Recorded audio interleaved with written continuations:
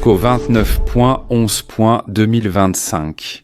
Nous sommes à la 4e année, jour 279 depuis le début de l'invasion. Bienvenue à notre rapport quotidien sur la situation. Vous connaissez tous les sanctions légères contre la flotte fantôme de Poutine, avec lesquelles on souhaite empêcher ses exportations qu'il utilise pour remplir la caisse de guerre. Outre les sanctions légères, surtout imposées par l'Union européenne, il existe aussi parfois des sanctions plus sévères. 2 pétroliers de la flotte fantôme russe, le Kairos et le Virat, ont été détruits en mer Noire près du Bosphore. Voici le message radio à bord du Virat.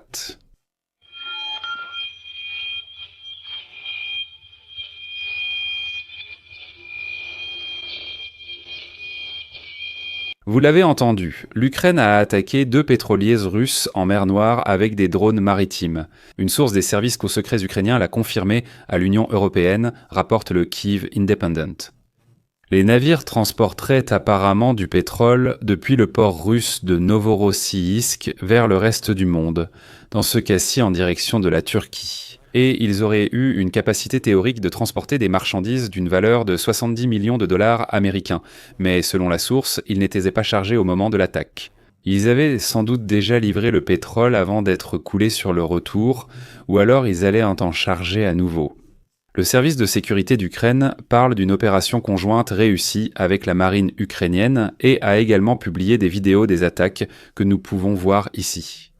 D'un point de vue financier, les Russes perdent à peu près autant que si l'on faisait exploser et brûler l'un de leurs dépôts de pétrole, mais du moins seulement dans un premier temps.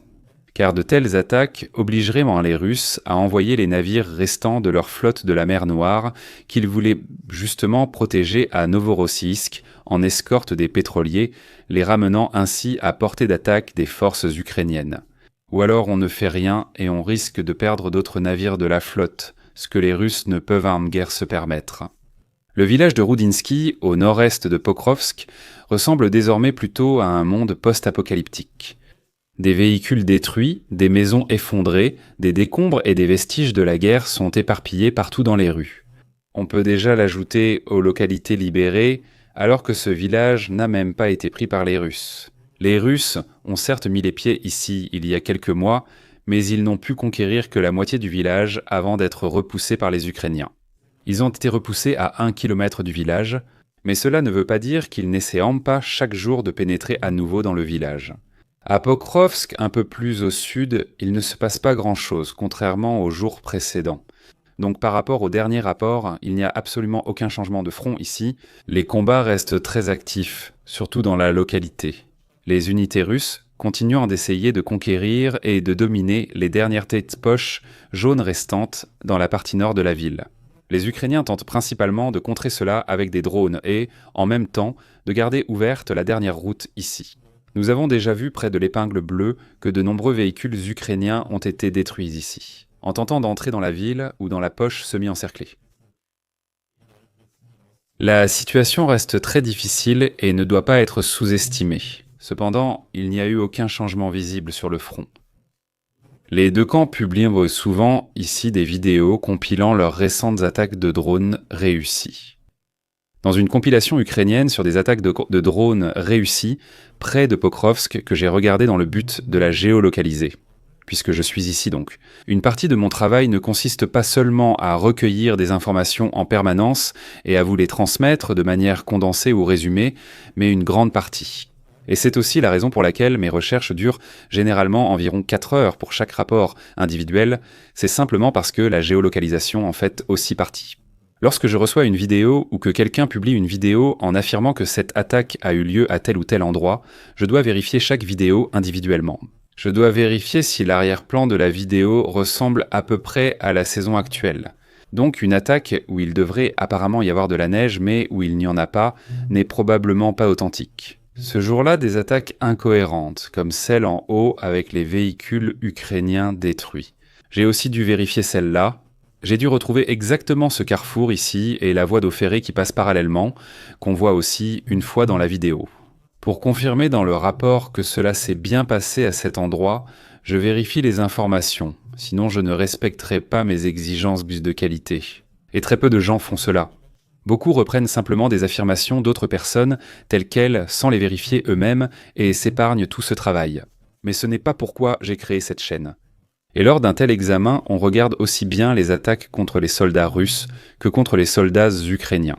Et dans l'une de ces compilations, il y avait justement cet extrait où l'on peut voir à nouveau un soldat russe avec une béquille sur le front. Soit cela pourrait être un côté « les Russes envoient à nouveau des blessés qu'on a blessés au combat », ou bien, en tant que soldat russe, on prend désormais ce genre de choses par précaution, pour disposer immédiatement de quoi soigner une blessure sans recourir à une solution de fortune. Vous pouvez sûrement répondre à cette question dans les commentaires. Poutine a signé le budget russe pour 2026 qui prévoit au moins 166 milliards de dollars pour la guerre contre l'Ukraine.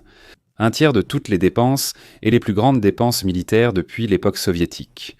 Pour financer cela, la Russie a réduit les programmes sociaux, augmenté les impôts et gelé les retraites. Il faut économiser quelque part, et c'est plus facile sur le dos du peuple. La bataille de Ouliapol continue. Depuis la dernière mise à jour, les forces russes de la 38e brigade de fusiliers motorisés ont réussi à conquérir le village de Chleniaï, un peu plus à l'est ici, et à combler la brèche dans le front. Le combat de retardement a duré au maximum 2 jours, ce qui a donné aux Ukrainiens plus de temps pour déplacer des unités importantes dans la région. En plus des 2 brigades de défense territoriale, une autre unité, qui s'est avérée très efficace au cours des derniers mois, a également rejoint les rangs.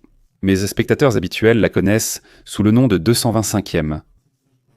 Régiment d'assaut, ils ont traversé pas mal d'épreuves. En 2023, ils étaient encore un bataillon du 127e brigade de défense territoriale, donc une unité très spécialisée dans la défense. Peu après, ils sont devenus un bataillon indépendant. C'est aussi à ce moment-là qu'ils sont passés davantage à l'offensive plutôt qu'à la défense. C'était à peu près au moment où l'offensive d'été ukrainienne a commencé à Zaporijia. Et puis, ils étaient aussi présents à Koursk. Assez efficaces, ils ont ensuite été agrandis en un régiment et se composent maintenant de 4 bataillons propres, qui sont restés sur place depuis lors. La situation est alors devenue critique, expliquant leur entrée dans la zone de combat près de cette ville.